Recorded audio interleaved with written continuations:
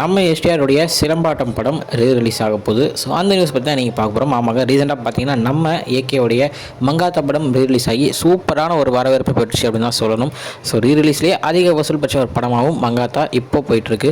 So அப்படி இருக்கிற நேரத்தில் நம்ம எஸ்டிஆருடைய சிலம்பாட்டம் அவருடைய படங்கள்லேயே ஒரு லேண்ட்மார்க் ஃபிலிம் அப்படின்னு தான் சொல்லணும்.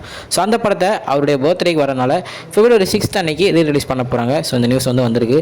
ஸோ இதுவும் ஒரு சூப்பரான ஒரு கொண்டாடப்படுற ஒரு ரீரிலீஸாக இருக்கும் அப்படின்னு நான் நினைக்கிறேன். ஏன்னா இந்த படம் ஒரு சூப்பரான ஒரு படம்ங்க. இந்த படத்தில் 1-2 இல்லைங்க, ஏகப்பட்டது சொல்லிட்டே போயிட்டே இருக்கலாம். நம்ம எஸ்டிஆருடைய அந்த ஆக்டிங்காக இருக்கட்டும், அவருடைய டான்ஸாக இருக்கட்டும், நம்ம யுவன் சங்கர் ராஜோடைய மியூசிக்காக இருக்கட்டும், இந்த படத்துடைய கதைக்களம், அந்த ஃப்ளாஷ்பேக் போர்ஷன்ஸ் ஒன்று சொல்லிக்கிட்டே போகலாம். அவ்வளோ மாசாக இருக்கும் இந்த படம். ஒரு சீனும் செதுக்கியிருப்பாங்க. ஸோ இந்த படத்தை டிவியில் போட்டப்பே நான் ஏகப்பட்ட வாட்டி பார்த்துருக்கேன். ஸோ தேட்டரில் கன்ஃபார்ம் நான் போய் பார்ப்பேன்.